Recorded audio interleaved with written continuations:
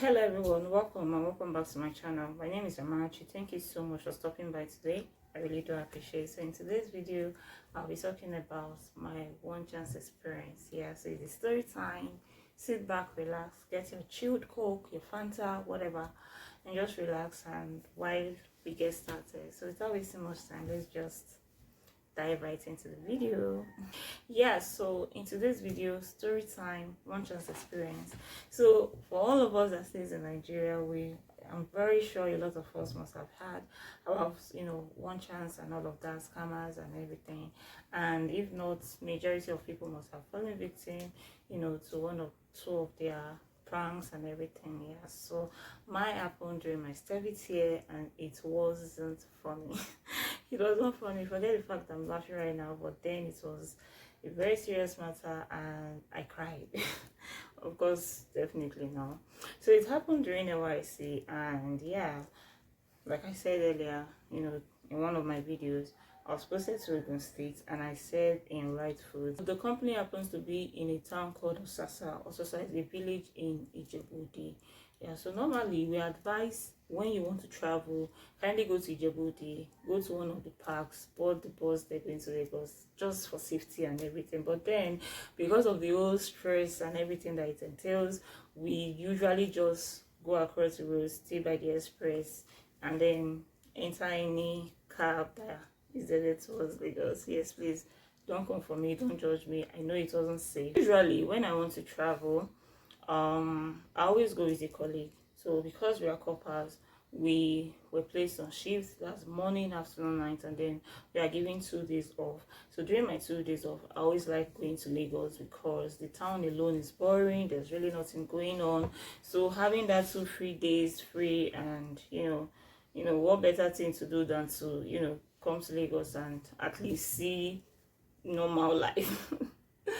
So yeah, we normally go, I and one other person, but then unfortunately that day she wasn't traveling, so it was just me.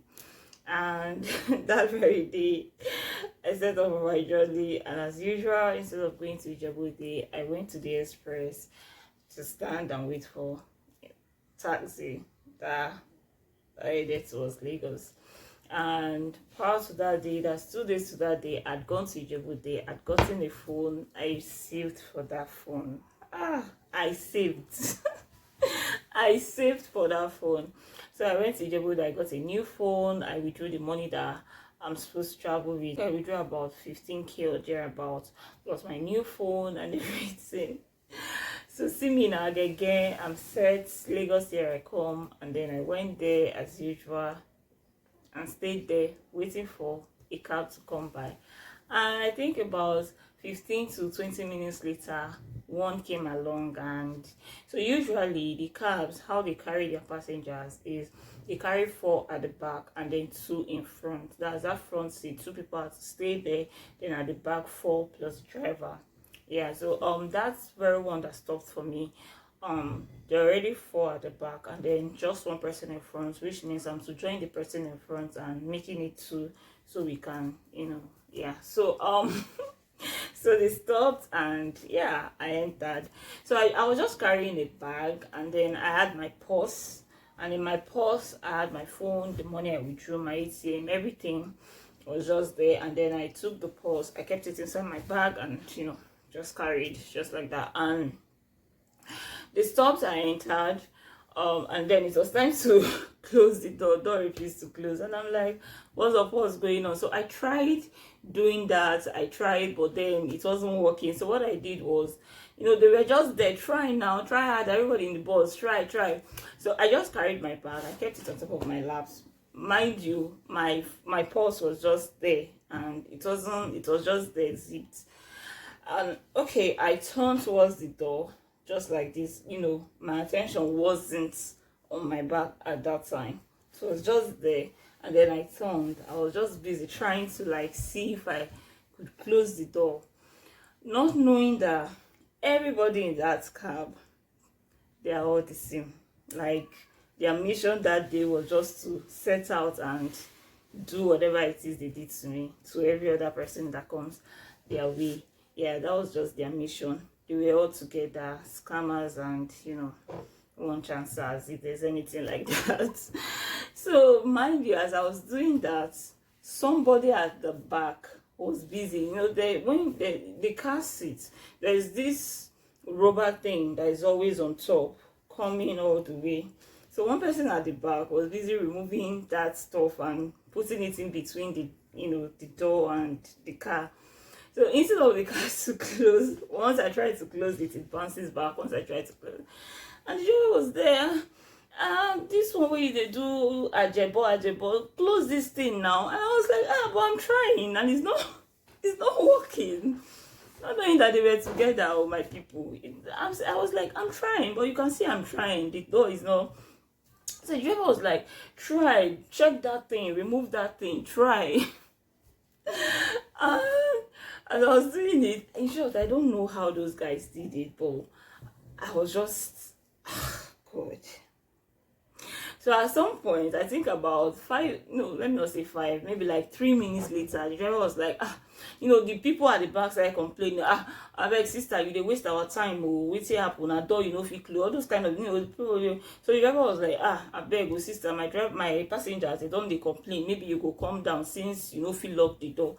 I was like, nah, wow, this kind door, but when you came by just now, the door was locked, so how come I can't lock it? The driver was like, I don't know, maybe not because 2 people don't enter front, the front too small, so I know make I no feel. So I was just like, you know what, let me just come down, because even myself at some point I got tired. I was like, let me even come down and so I came down, not knowing that while I was busy trying to lock the door, the ones at the back were busy. They've opened my bag, removed my purse, removed my phone, my money, my ATM, and then in place of the phone, what they did was they carried a jotter that was the same size with my phone. They placed it in the purse just so when I get down I wouldn't notice immediately, and trust me, it worked.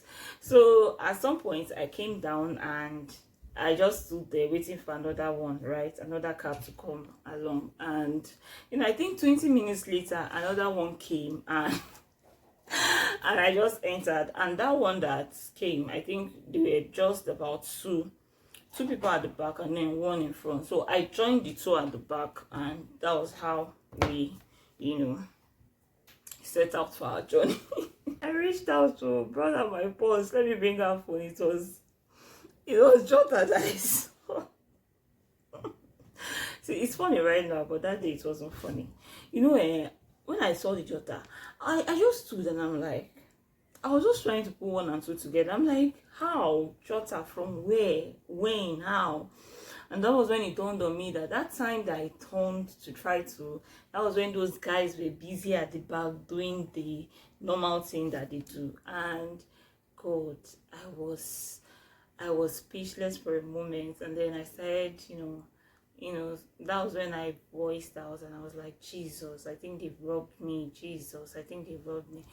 And the guy that was sitting next to me was like, sister, what's happened? I'm like, I think so. I narrated, I told them, he smiled. It was like, wow, now one chance you enter, you just fall victim. Now you're supposed to even be thank God, say you don't even do anything past like that, because normally they wouldn't have even done it there and then. Probably I would just enter, I wouldn't know, the next minute I don't know where I am, and they'll just take me to wherever, do whatever it is. And the guy was like, you just have to be thankful that was just it, because at the end of the day it's something else that they would have been, another story. That's what they would be saying right now, that I should even be thankful. That was when it dawned on me that as in there and then, hey, I just stayed. I was like, my God. I was like, my God. Like, so it was not a nice experience at all. It was not a nice experience. I got to Lagos that day. I wasn't myself, but there again I was thankful that they didn't do anything bigger than that. Like, it was just that you should go with the phone, go with the money, go collect whatever it is they want to collect. But at the end of the day, I'm alive, I'm well. It didn't do any harm to me. So at the end of the day, I was grateful that it wasn't more than that. Yeah, so why am I telling this story right now? This is festive period. They are everywhere, and that particular incident happened during this period as well. It happened during this period, so they are everywhere. We just have to be very careful wherever we are going, wherever we are going with. If we are stepping out of the house, let's just be mindful of the places we go. If we are going to see friends, let's try as much as possible to let someone know where we are going, because right now these guys are they are angry. They are a terrible group of people. They don't mind doing whatever. Right now safe, they are even stealing people, doing all sorts for money rituals and everything. So please, please, and please, guys, let's try as much as possible to be as careful as possible while we are out there. Yeah, so thank you so much, guys. I really do appreciate each and every one of you that watch up until this point. Do well to subscribe if you haven't. Like, share, comment, and do well to just leave a comment down if you've had an experience or you know someone that has been a victim or anything. Just do well to leave it down below, and let's just make it interactive. Thank you so much, guys, and do have an amazing day. Bye.